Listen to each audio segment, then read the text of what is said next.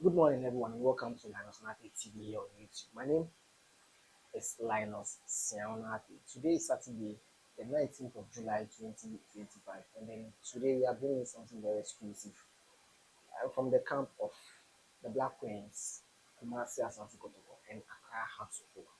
Now, let me quickly start from the camp of Accra Hearts of Oak. Now, a few weeks ago, I remember making the story here that the Phobians have been banned from making any transfers or making any signings ahead of the 2025-2026 season of the Ghana Premier League.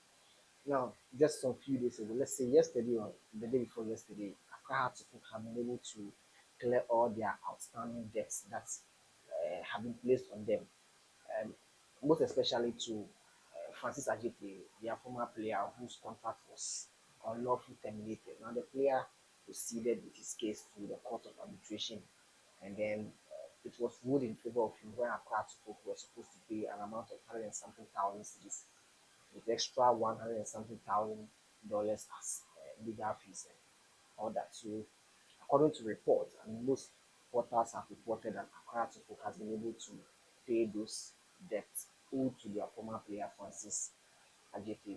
And then the payment was made by the board chairman of the Father, Toby Afede, the 16th.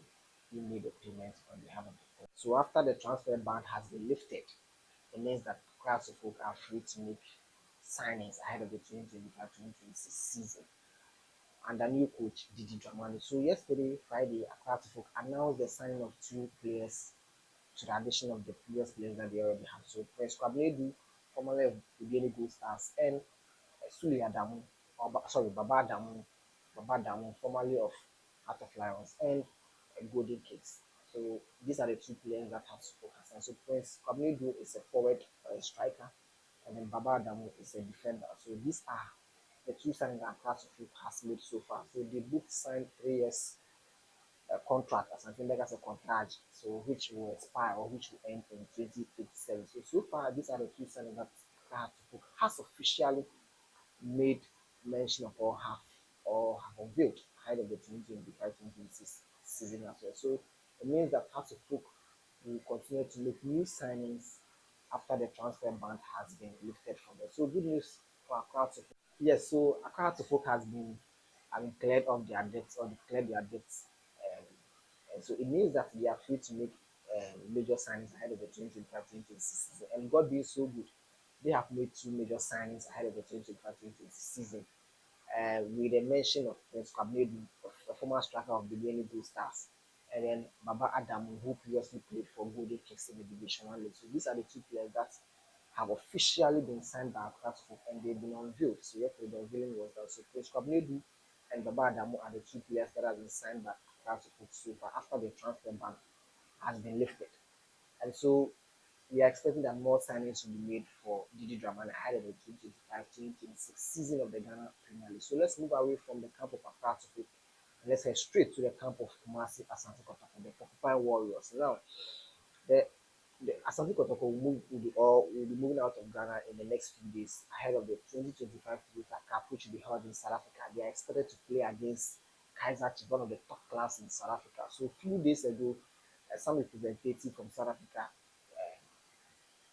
paid a courtesy call on the Otu said to the chief patron of the club, where discussions have been held with regards to how Omasa City Kotoko will make their way from Ghana to South Africa ahead of the 2025 Toyota Cup. So the Toyota Cup is organized every year by the South African Kaizer Chiefs to prepare themselves or to usher themselves into the new season. So last year it was the maiden edition. So this year becomes the second year, and then they opted for Kumasi Asante Kotoko, which is arguably one of the biggest clubs in Ghana here. So Kotoko is set to leave Ghana in the coming days. The tournament is set for 26 July 2025 in South Africa. So today is 19th. So in the next 2 3 days, Kotoko should be departing the shores of Ghana for South Africa for that tournament as well. So Kotoko have made some few signings.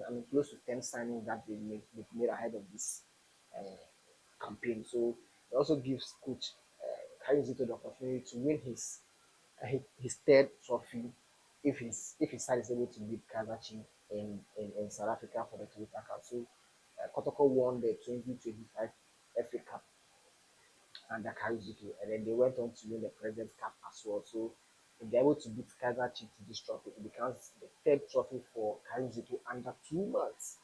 That is how Karizuki is good in terms of winning trophies. So Kotoko will be playing in the CAF Confederations Cup 2025-2026 season after winning the FA Cup. So there are two clubs who will be representing Ghana in the CAF Interclub competition. That is the Daily Gold Stars who won the Ghana Premier League, and then Master Asante Kotoko who won the FA Cup. So these two clubs are the only clubs that are representing Ghana in the African continent. So Kotoko for the Confederations Cup and the Daily Gold Stars for the CAF Champions League as well. So the last edition of this tournament under the CAF Confederations Cup was for Dreams FC, where they went all the way to the semi-finals of the competition after they were eliminated by El Ali and the Kaijuto. So we are hoping that he's going to make exploits to this side as well. So let's move away from the camp of Kumasi, Asante Kotoko, and then let's head straight to the Black Prince of Ghana, where they are currently participating in the 2024 Women's African Cup of Nations, which is being held in Morocco. So the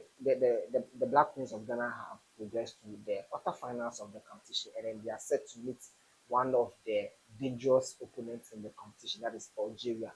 And the game is set for today, Saturday, the 19th of July 2025, at exactly 4 p.m. The game will be live on GTV, like they always do. So the Black Queens had a very a bit of jittery progression from the group phase to the quarterfinal. So their first game was against South Africa, who obviously are tipped as one of the favorites to win the tournament, together with Algeria, Morocco, and Nigeria as well. So they were beaten 2-0 by South Africa, which didn't come as a surprise to us at all. So their next game was against Mali, where they managed a 1-1 draw. They went ahead. The Malians came back stronger in the second half and they equalized the goal. So it means that they needed a win in their last big game against Tanzania, and God being so good, they managed to beat their opponent 4-1 in their last group game, which gave them the opportunity to move to the next round of the competition. So after 3 games, the Black Queens of Ghana won one, they drew one, and then they lost one. So they progressed to the quarterfinals of the competition with 4 goals. Now, where their opponent, that is Algeria, whom they'll be facing today, I mean, they progressed out of the group with a 90% record. They won one and then they drew two. So they won against Botswana, they drew against one of the favorites, that is Nigeria, and then Tunisia as well. So it has been a very tough journey for the Nigerians, but I mean, trust me, they have a very good side as well. So they are going to pose a lot of threat to this Black Queen side. Now, it gives the girls an opportunity to move to the next stage of the competition, that is the semi-finals of the competition. Already, Nigeria is there. Nigeria beat Zambia by 4 goals to 1 as well. So it means that the Black Queens will have an opportunity to play in the semi-finals of the competition.